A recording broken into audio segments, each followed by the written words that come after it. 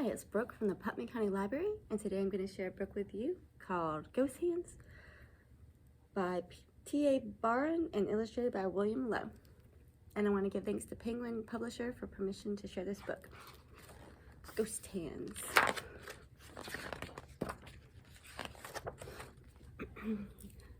My people tell many stories, sometimes with our words, sometimes our hands.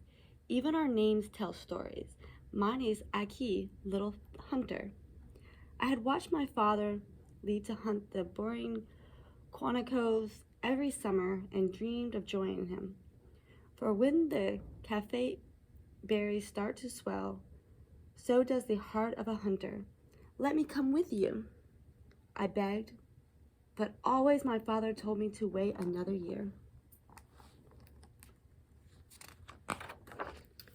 So I practiced running like the wind. I practiced hurling a spear and throwing a raw-weight rope. I even practiced being patient, but that was something I just could not do.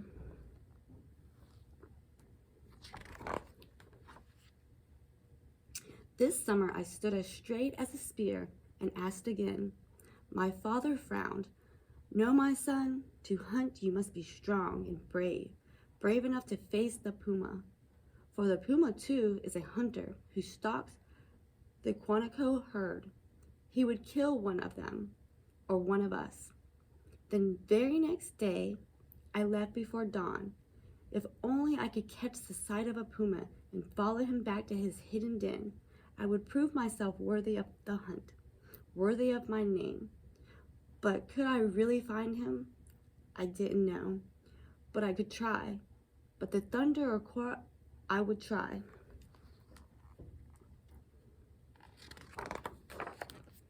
Swift and silent, I ran through the grasslands, searching for the best spot to wait and watch.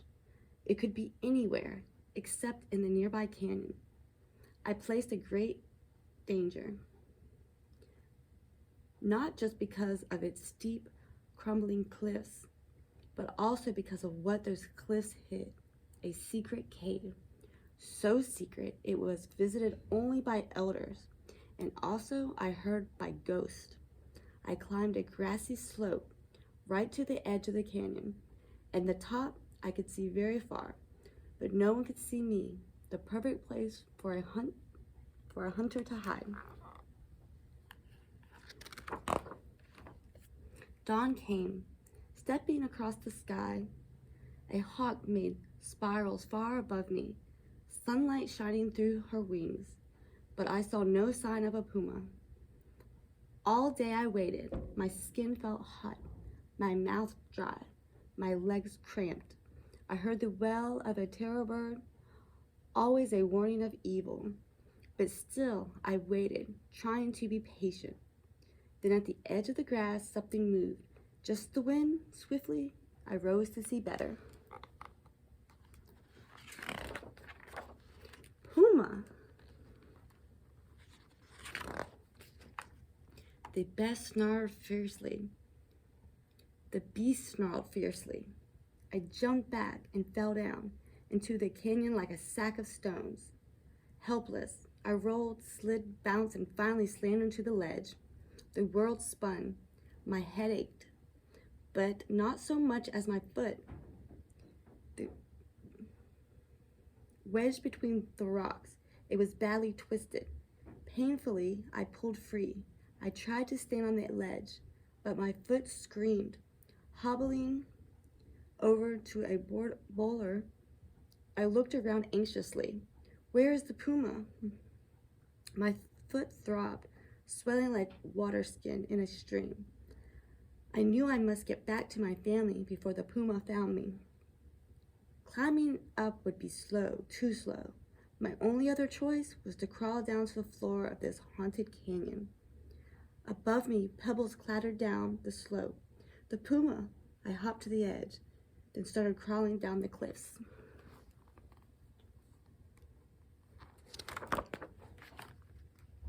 At last I reached the bottom. Scraped and bruised, I crawled to the canyon stream. a cold white finger that chilled whatever it touched, just what my foot needed. I thrust it into the water, felt the cold, then gasped.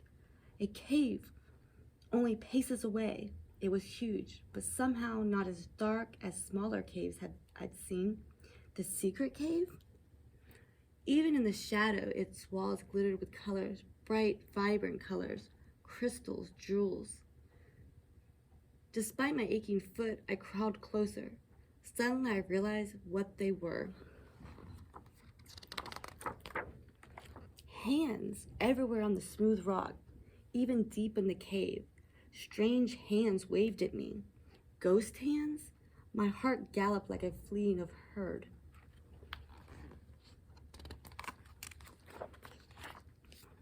Just then, someone stepped out of the cave, hunched with long legs and large ears. He looked more like a hare than a man. He glared at me and said, "Go away, boy." Are you a ghost?" I asked. "Go back to your family." He stopped to pick up a pair of stones, one bloodier, the other purple. By the mouth of the cave sat more stones in wooden bowls, full of colored powders and oil pigments. All at once I understood. Those aren't ghost hands. You painted them. The old man studied his stone with care. Some of them, but why? The hands still seemed to wave at me. Because I am Pajar, painter of our people. Well, why do you paint only hands? His eyes narrowed. You ask too much, boy. He threw the purple stone at my head. Now go. I limped away, but I kept glancing back at the strange old man in his cave. Why would anyone paint a cave of hands? Above me, a terror bird wailed. My foot ached more with every step. Some hunter I was.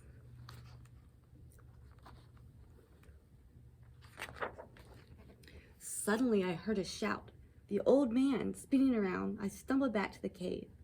Abruptly I stopped. The puma, snarling at the old man.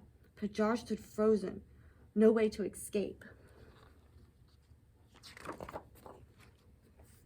I ran toward him, roaring and waving my arms.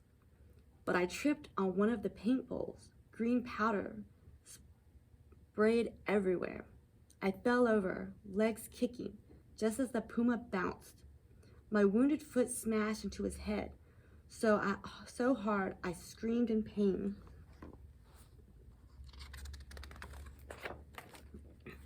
I don't remember seeing the puma run away. I only remember bouncing on Pajar's back as he carried me home. And I also remember vividly the summer day weeks later when the old man came back for me. Into the canyon he led me, all the way to his cave. My foot still felt tender, and I walked with a limp, but I didn't mind.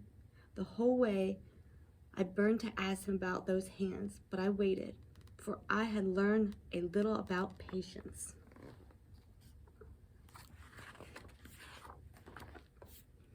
As soon as we reached the cave, he spoke. When you first came here, Aku, you asked a question. Why hands? For many thousand summers, that secret has been known only by elders, and now by you. Gently, he placed his hand over a painted one. These hands threw spears, carried children, found healing herbs, and pointed to the stars. They protected our people and also our traditions. So that is why this cave holds only hands.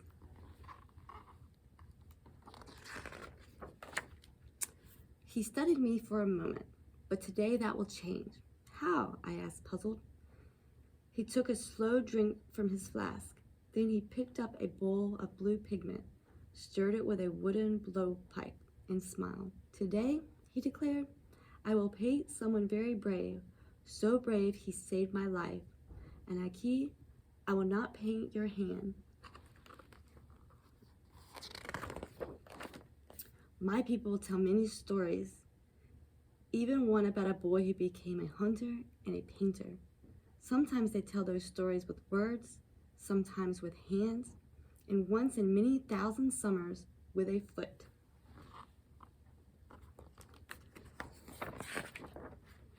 The end.